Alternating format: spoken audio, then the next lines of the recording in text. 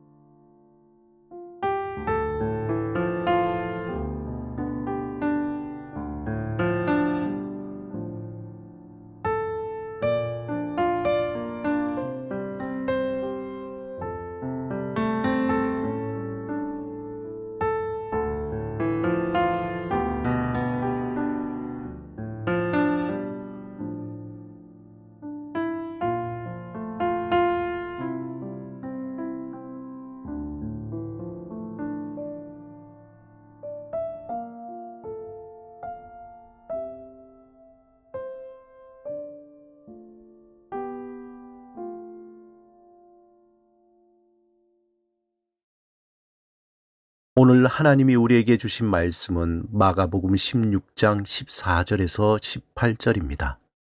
함께 말씀을 읽고 우리에게 들려주시는 하나님의 음성을 듣겠습니다. 그 후에 11 제자가 음식 먹을 때에 예수께서 그들에게 나타나사 그들의 믿음 없는 것과 마음이 완악한 것을 꾸짖으시니 이는 자기가 살아난 것을 본 자들의 말을 믿지 아니함일러라. 또 이르시되 너희는 온 천하에 다니며 만민에게 복음을 전파하라. 믿고 세례를 받은 사람은 구원을 얻을 것이요 믿지 않은 사람은 정죄를 받으리라.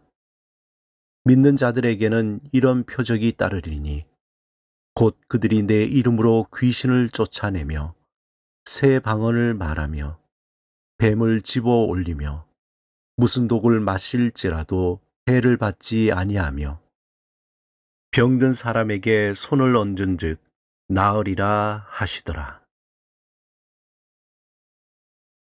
오늘 본문에서 흐르는 핵심적인 낱말은 믿음입니다. 제자들은 믿음이 없어 책망받았고 예수님은 제자들에게 복음 즉 예수님을 믿으라고 모든 창조물에게 선포하라 명령하시고 예수님을 믿는 자에게는 구원을 주시고 믿지 않은 자에게는 심판이 따르게 된다고 말씀하십니다. 또한 믿는 자들에게 나타나는 표적이 있다고 말씀하고 있습니다. 특별히 본문 15절에 또 이르시되 너희는 온 천하에 다니며 만민에게 복음을 전파하라. 예수님은 강하게 명령하셨습니다. 이 명령은 해도 되고 안 해도 되는 것이 아니라 반드시 해야 하는 것입니다. 그리고 나중에 이 명령을 지키는지에 대해 물으신다는 것입니다. 초대교회 역사 자료에 의하면 복음을 전파하기 위해 성도들은 사회의 모든 계층을 위해 사랑의 손길을 뻗었습니다. 구제 헌금 외에 기름이나 곡식, 계란, 치즈, 빵 등을 수집해서 가난한 자들에게 또 포로된 자들에게 나누어 주었습니다. 심지어 죄수들에게도 나눠 주었습니다. 교인들은 자신의 사유재산을 구제를 위해 내어놓았고 그들의 소유였던 노예들을 자진석방하기도 하고 노예들에게 복음을 전하기 위해 몸값을 제공하기도 했습니다. 한편 복음을 전하기 위해서 스스로 노예가 되기도 했다는 것입니다. 이렇듯 초대교회 성도들이 죽음 앞에 두려움 없이 맞이하는 것을 보고 기독교인들을 비웃었던 사람들도 놀라움을 감출 수 없었습니다. 초대교회 교부였던 저스틴도 성도들이 순교당할 때 담대히 맞이하는 것을 보고 회심했다고 합니다. 오늘 본문에서 예수님이 제자들에게 복음을 전하라는 것에는 숫자를 채우기 위한 감언이설로 사람을 데리고 오라는 것이 아닙니다. 오늘 예수님께서 복음을 전하라는 것은 너희의 삶으로 믿음을 보이라는 것입니다. 우리가 예수를 믿는다는 것은 예수님이 나를 죄에서 구원해 주셨다는 사실을 통해 하나님과 깊은 만남, 깊은 사귐을 가질 수 있게 되었다는 것입니다.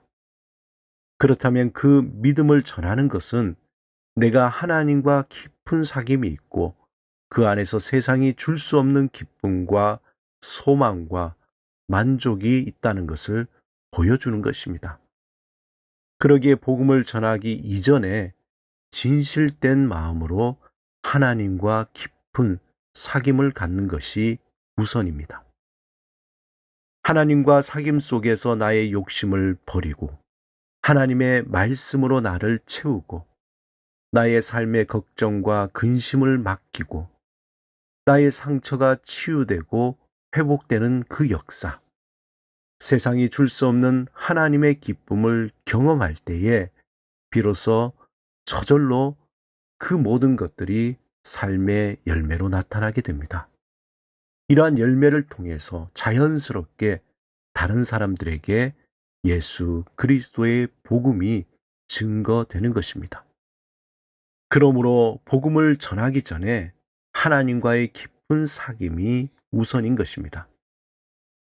사랑하는 여러분, 복음 전파는 예수님의 명령입니다. 그 명령이 헛되지 않기 위해서는 먼저 하나님과 사귐의 자리에 나가야 합니다. 이 시대는 불신지옥 예수 천당이라고 외치면 교회로 몰려드는 그러한 시대가 아닙니다. 예수님이 오시는 그날까지 더욱 진실된 믿음으로 복음을 증거하라고 주님은 말씀하십니다. 조금은 더디고 조금은 답답해 보이지만 삶으로 전하는 복음이 진실된 주의 명령을 따르는 것입니다. 오늘도 주 안에서 깊은 사귐을 가지고 그 안에서 누리는 용서함과 주의 은혜와 평안과 자유함을 삶을 통해서 증거하시는 여러분의 삶이 되시기를 주님의 이름으로 축원합니다. 이 시간 함께 기도드리겠습니다. 주님, 날마다 주 안에서 깊은 사귐을 갖게 하소서. 그 사귐의 자리에서 죄 사함의 은혜를 경험하고 마음의 상처가 치유되고 세상이 줄 수 없는 기쁨과 평안을 맛보게 하소서. 그 기쁨과 평안과 자유함이 우리의 삶을 통해 다른 이에게 온전히 전해지게 하소서. 예수 그리스도 이름으로 기도드립니다. 아멘.